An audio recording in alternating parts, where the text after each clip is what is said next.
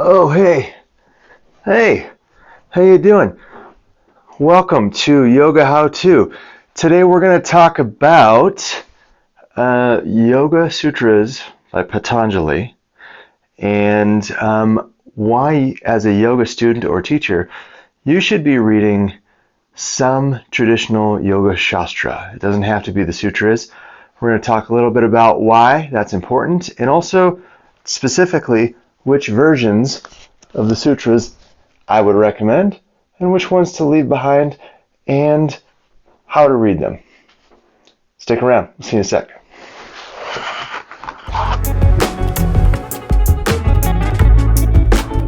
Okay, so first things first, as a yoga student or yoga teacher, definitely don't wait to dive into the wide world of yoga by learning more about the tradition. It's a really important way to respect and appreciate the tradition of yoga by reading shastra. Shastra meaning sacred text written by an enlightened or realized master. Now, Patanjali's Yoga Sutras have been hugely famous in the West thanks to Swami Vivekananda and his 1896 World's Fair lecture in Chicago, and then his later released book Raja Yoga, which became a choice for him because it was the easiest to translate in a way that created a context for the West to understand the complexity of the Eastern mind. What's really great about Yoga Sutras of Patanjali is that it gives a broad spectrum of what yoga philosophy is. It shows us different approaches for different students. It is succinct, and it's a great way, I have found, it's been the book that, because I just started with it early, it's been the book that taught me how to read Yoga Shastra and how to interpolate that for myself. So let's get started with probably the most famous translation and commentary on the Yoga Sutras of Patanjali by Swami Satchidananda. Now, what I found when I read this was that it left me with a lot more questions. I kind of read it and was like, okay, I don't know what that means. It didn't strike me in a way that it met me where I was. Now, his student,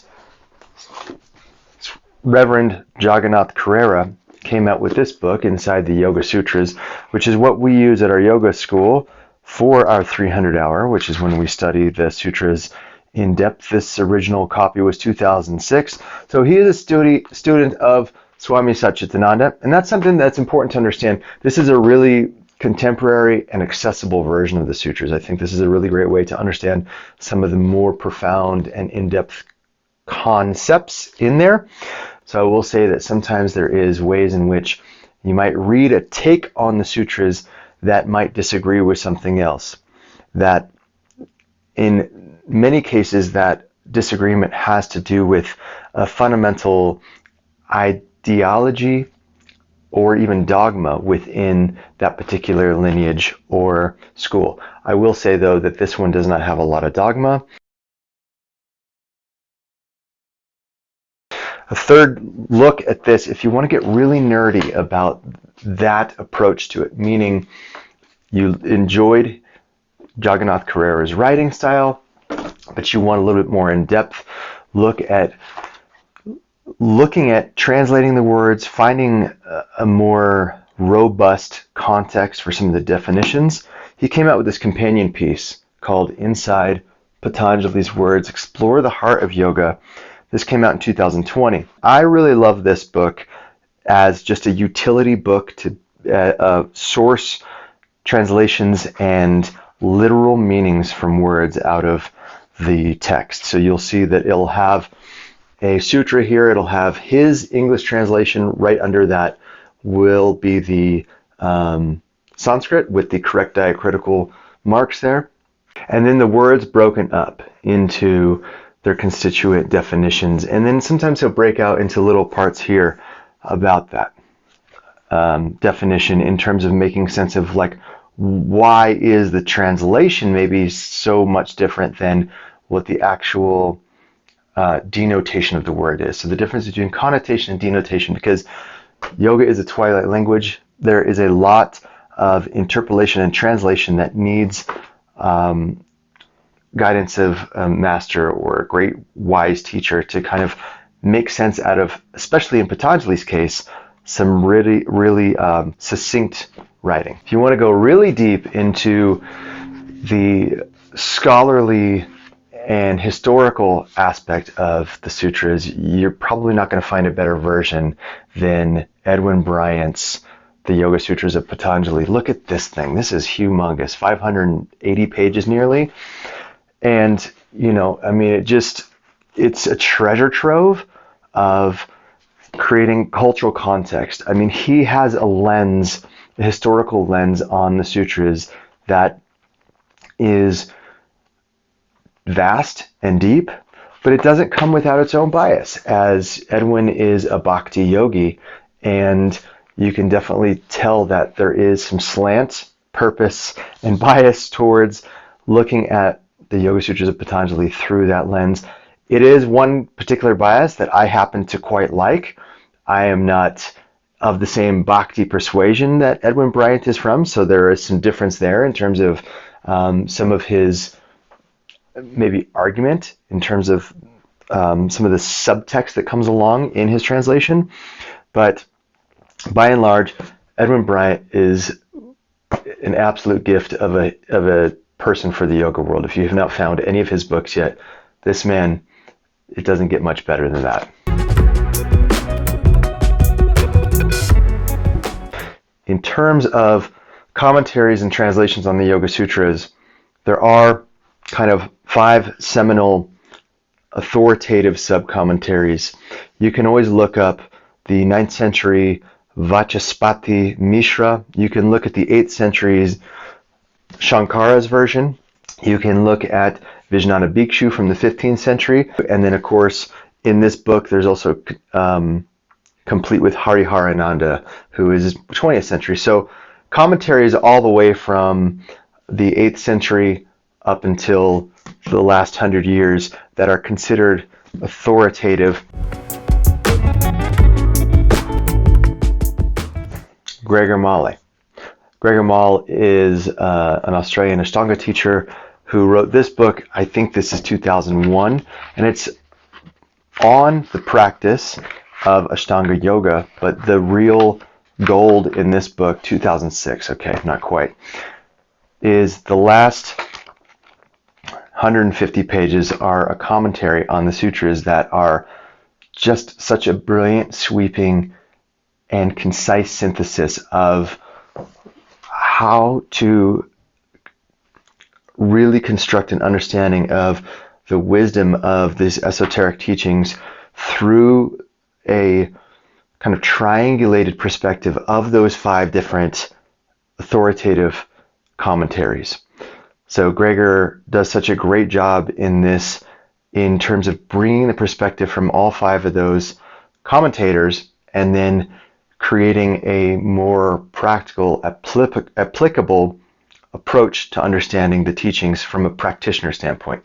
Now, another take on the sutras that I think is really cool is a book published out of the Himalayan Institute by Pandit Rajmani Tignwat, who is their head and a tantric teacher. This is a really cool take on Patanjali's sutras because it's steeped in tantra, it's steeped in the esoteric aspect of it, and it's steeped in the technique of the practice itself. So that's a lot of information in terms of where to start with this book. But I would say that one of the things reading all these versions of the sutras has helped me understand is that there is going to be disagreements. When you look at especially the 5 main commentators, why was it so important that their job was there? Well, the sutras left a lot of questions, a lot of unanswered questions, and the commentator's job was to come in and explain for the rest of us, because this is not a guidebook. This is an instruction referential manual for people who are already in the know. So the commentators were there to flesh it out for the layperson many hundreds of years later, perhaps, right? Maybe even thousands, depending on whose history you agree with. But what I will say with all this is that when you read enough different versions, you'll notice that the differences, there's some juiciness there, because It's not in the ways that they all agree that tends to be so interesting, but the slight ways in which they disagree, I think, is really important as a practitioner / teacher to really suss out for themselves and to really get lost in the question of. There's some really good sutras that lead to questions that I think if you're looking for answers to inform your own practice, if you don't find questions in the sutras for yourself that leave you kind of scratching your head and boggled, then reread them.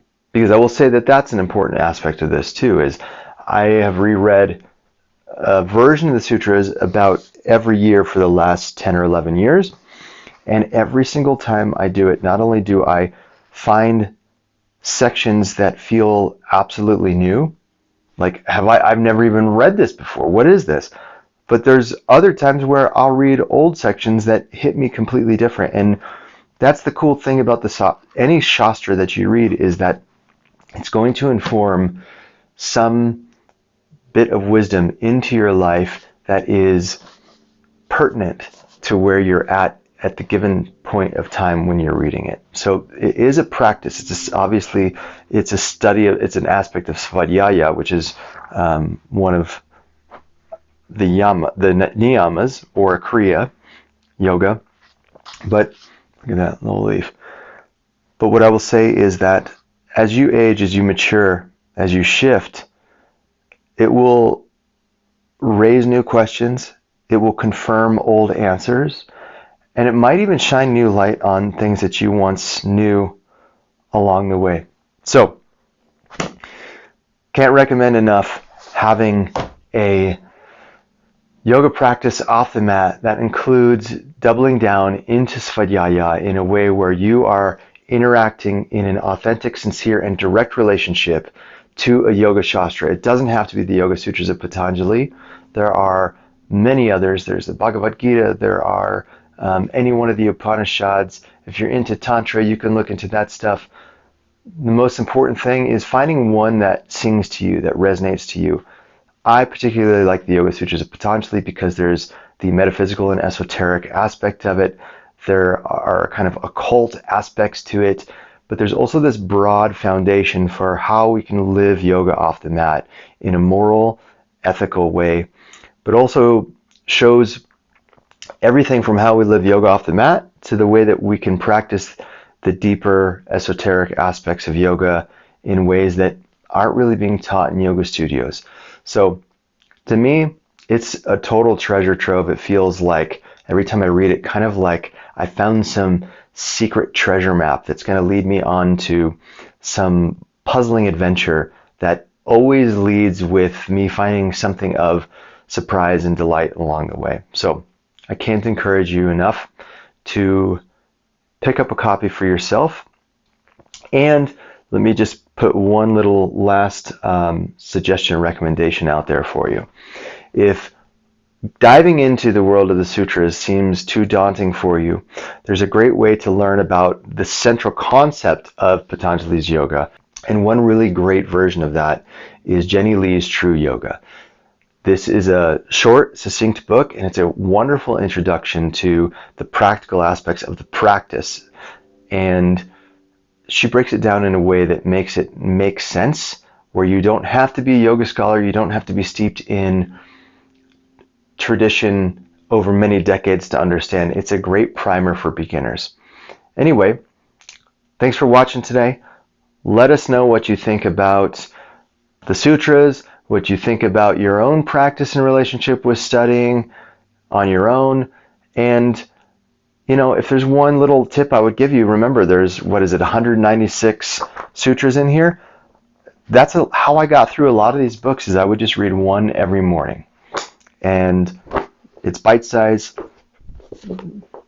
specifically to fit kind of the busy lifestyle of our modern life. So there's never been a better time to, I think, connect our contemporary needs as yogis to the traditional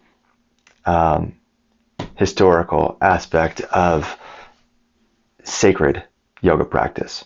So please like, subscribe, share, follow along for next time. We'll see you soon. Thanks so much.